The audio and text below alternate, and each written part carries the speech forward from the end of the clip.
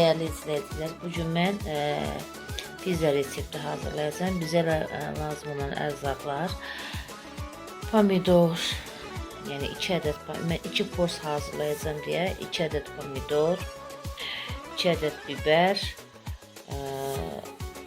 halal sosisler, 2 yumurta, 1 armut stakan duru yağ, ketçup, mayonez, 400 stakan elenmiş un, tuz ve birazdan artık olarak size hazırlayıp size göstereceğim hediyesini. Yani bilginiz olsun ki 2 porsiyon hazırlayacağım, yani 2 diş hazırlayacağım. O yüzden bana 2 pomidor, 2 biber lazım olacak, 4 stakan da un. 1 porsiyon hazırlayanlar için 2 stakan un, yani kifayetli.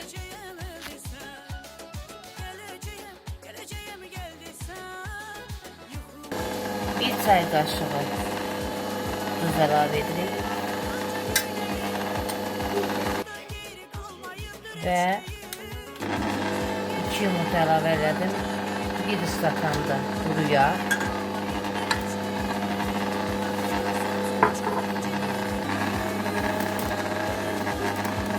ve 1 çay kaşığı bulgur,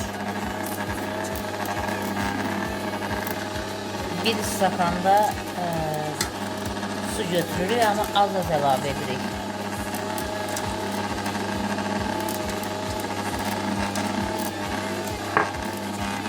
Xəmirimiz yoğrulur. Artıq xəmirimiz yoğruldu. Çox gözəl xəmirimiz alındı. Çox gözəl, ara yapışmayan xəmir alındı.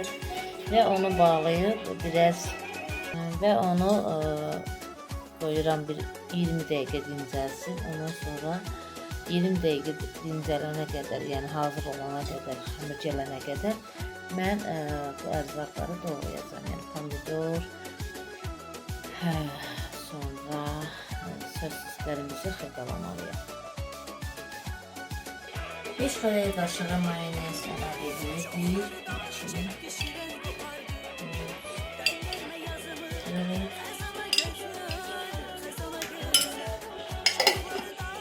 sonra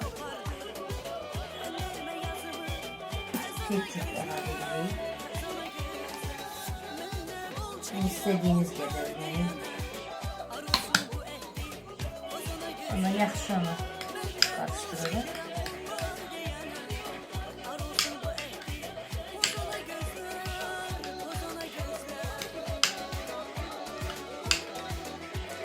Şimdi biraz ilave edeceğim.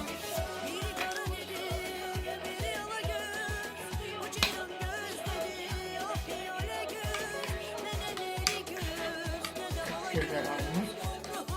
Bu arada size diyeyim, ben artık sosisini doğramışam, sosisini, biberi doğramışam. İndi ise pomidoru doğrayacağım ve ben onu soyup doğrayacağım. Çünkü var ki məsələn qabığı yiyir, ama ben özüm bunu soyup doğrayacağım. Yani soyup temizleyip doğrayacağım. Bunları soydum artık. Doğradım. Hazırladım. Artık burada hazırdır. Artık xəmirim hazırdır. Ben onu şöyle göreceğim. Çipoz hazırlayacağım yani. Biraz dizimizi yağlayalım.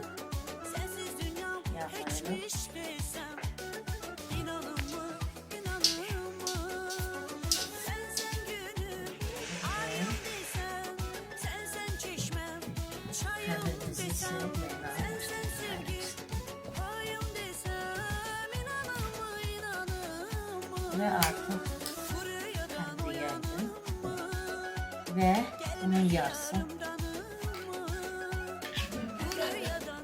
mayonezle karışımı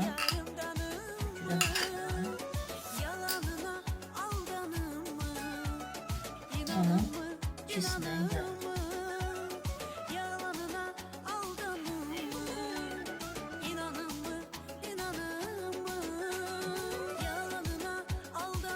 pomidorları cəhd ediləcək.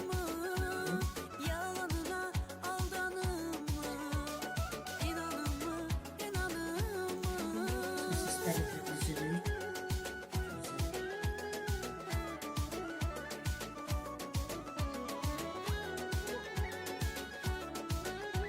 Artıq düzdür ləvazimatlarım və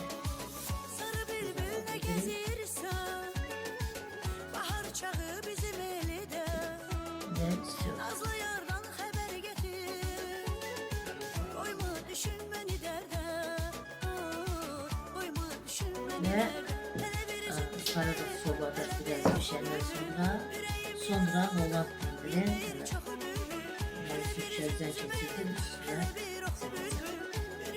artık sobadan çıxartıb pizzamızı pişenden sonra indi isə rəndelənmiş Holland pendirin üstüne sıkacağım. Bir de onu qeyd edim ki, mən pizzanı 200 dərəcə Celsius dərəcədə pişirirəm. Yəni, inciniz olsun. Qeyd etmədim onu. Amma qeyd edirəm ki, 200 dərəcə Celsiusdə pişirirəm. Görünür gözəl pizzam çıxdı. Biz bunu da deyək ki, 2 dəqiqə sobaya qoyacaq. Bundan sonra hazırdır, hazır lezzetleri ve cincirimizi sobaya pişiriyor. Pizzamızın nazikliği muhteşemdir, çok güzel pişir. Altı da pişir. Söz hakkınızı helal edin. Pişirin, yiyin, hoş olsun hepinize.